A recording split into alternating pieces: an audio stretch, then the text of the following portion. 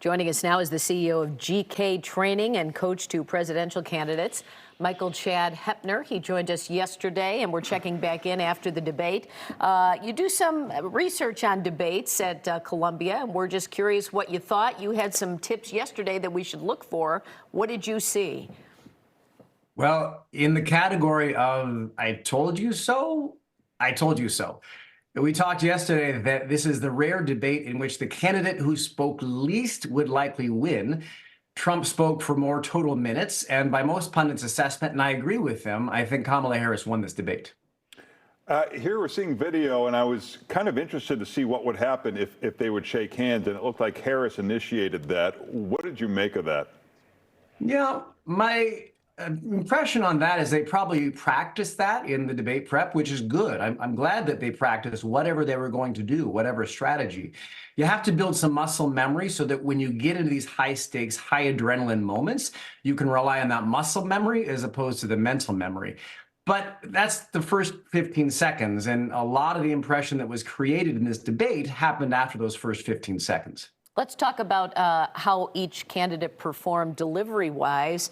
Donald Trump usually does pretty well. He did pretty well in the last debate against President Biden.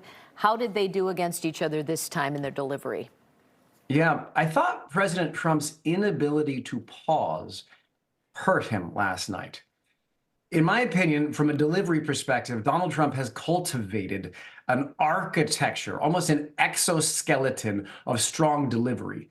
Tall, erect posture, decisive, dynamic enunciation at all times, free, emphatic gestures, but relevant to last night, most of all, a relentless rate of speech in which pauses are never tolerated.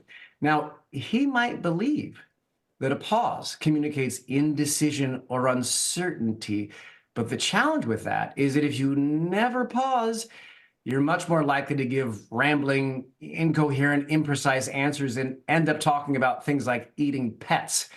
Then he also began to over-rely on volume as a primary way to emphasize points, so that by the end of the debate, he was virtually shouting on many, many answers.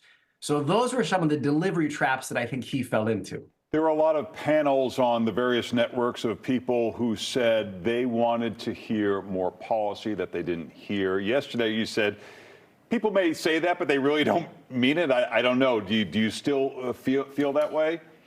Yeah, I'm not suggesting that content doesn't matter. Of course it matters. All I'm suggesting is that what you're trying to do as a speaker is unlock a virtuous cycle in which both your delivery and your content improve.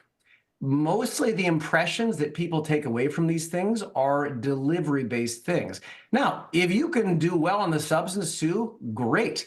I happen to think Kamala Harris did much better on the substance of attacking Trump than actually talking about her own policies. We'll see if that shows up in the polling. Remains to be seen. All right. Well, Michael's new book is Don't Say How to Communicate Effectively to Live a Better Life, comes out in January. You can find more there on his website. Thanks for joining us, Michael. Thank you. Thank you.